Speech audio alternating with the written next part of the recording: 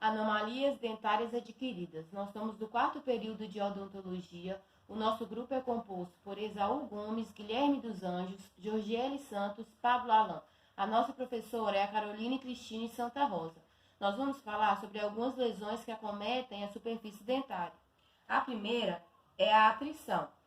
A atrição é a perda natural da estrutura dos dentes, que ocorre no contato dente com dente na hora da mastigação.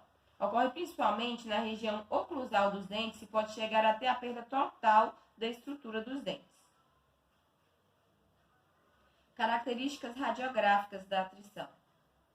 A coroa é encurtada e é continuada na superfície incisal ou oclusal do esmalte. Pode ocorrer uma redução no tamanho das câmaras pulpares dos canais radiculares. Ocasionalmente, ocorre a presença de semetose. Abrasão. A abrasão acontece por fatores externos, como, por exemplo, desgaste por técnica incorreta, quando a escovação é feita de maneira inadequada, ou até o uso de forças exageradas, cerdas duras. Características radiográficas da abrasão. São imagens radiolúcidas nas porções cervicais dos dentes. A localização mais comum das lesões é a área de premolares, normalmente na arcada superior.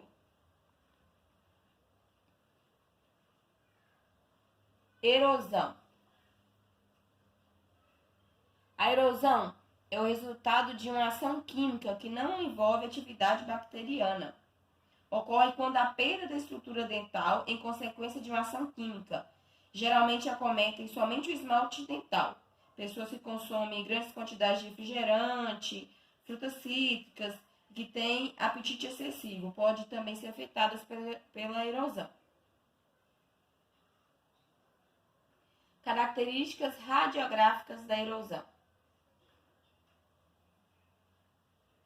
As áreas de erosão aparecem como defeitos radiolúcidos na coroa. As margens podem ser tanto bem definidas como difusas. Um exame clínico normalmente esclarece qualquer dúvida a respeito dessas lesões.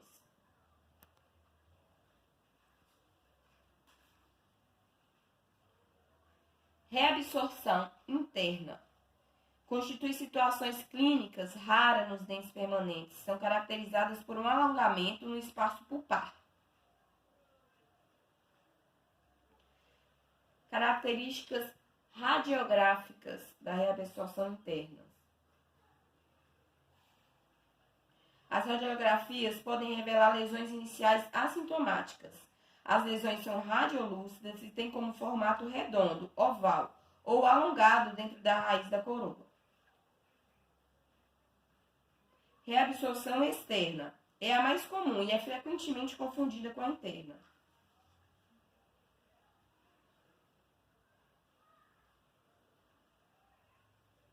Características radiográficas.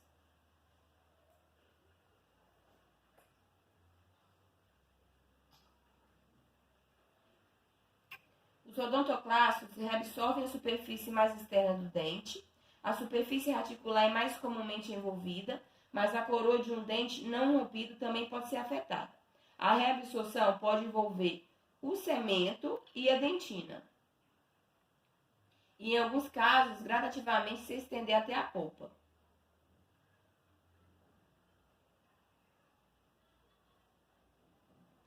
Dentina secundária.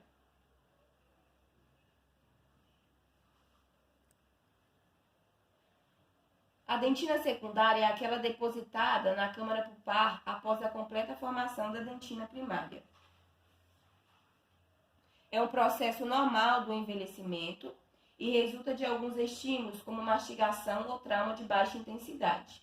A dentina secundária também se desenvolve após traumas crônicos, derivados de algumas condições patológicas, como cárie de progressão moderada, trauma, erosão, atrito, abrasão ou procedimento restaurador.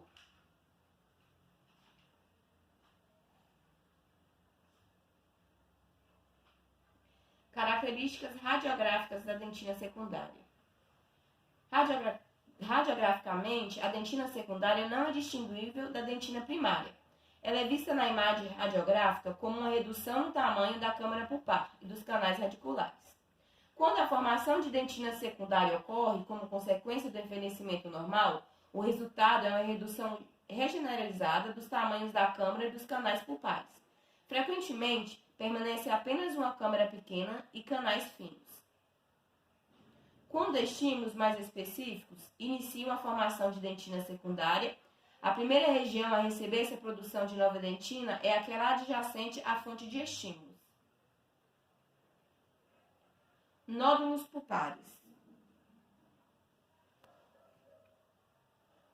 Nódulos pulpares são focos de calcificação que se formam dentro da polpa. Eles podem ser vistos microscopicamente em mais de metade dos dentes de indivíduos jovens, em quase todos os dentes de pessoas com mais de 50 anos de idade. Embora a maior parte sejam microscópicas, eles variam em tamanho, alguns chegando a atingir 2 a 3 milímetros de diâmetro, preenchendo quase toda a câmara pulpar. Somente essas pedras são vistas radiograficamente. Características radiográficas. Os aspectos radiográficos são bem variáveis. Eles podem ser vistos como estruturas radiopacas dentro da câmara pulpar ou em canais radiculares. Não existe forma ou quantidade uniforme, podem ser redondos ou ovalados, e aqueles que ocupam toda a câmara acompanham o formato dessa estrutura. Esclerose pulpar. A esclerose pulpar é outra forma de calcificação que ocorre na câmara pulpar e nos canais radiculares. Ao contrário dos nódulos pulpares, a esclerose é um processo difuso. A causa é desconhecida, embora esteja relacionada ao envelhecimento. Aproximadamente 66% de todos os dentes de indivíduos entre a faixa etária de 10 a 20 anos, assim como cerca de 90% de dentes de pessoas entre 50 e 70 anos, apresentam evidência histológica de esclerose pulpar. Características radiográficas da esclerose pulpar. O estágio inicial da esclerose pulpar é um processo degenerativo e não pode ser visto radiograficamente. A esclerose pulpar difusa produz uma coleção generalizada e mal definida de finas radiopacidades que se estendem por grandes áreas da câmara pulpar e dos canais radiculares. Hipercementose. Hipercementose é a deposição excessiva de cemento nas raízes dentárias. Na maioria dos casos, sua causa é desconhecida. Ocasionalmente aparecem um dente que extraiu após a perda do seu antagonista. Outra causa é a inflamação, decorrente de lesões periapicais inflamatórias. Ela está associada a dentes extruídos ou fraturados. Características radiográficas da hipercementose. A hipercementose é visualizada como uma formação excessiva de cemento ao redor da parte ou toda a raiz. Seu contorno geralmente é suave, mas por vezes pode ser visto um aumento irregular na largura da raiz. Essa lesão é mais evidente no terço apical da raiz e, em geral, é vista como um acúmulo levemente irregular de cemento. Esse cemento é um pouco mais radiolúcido que a dentina.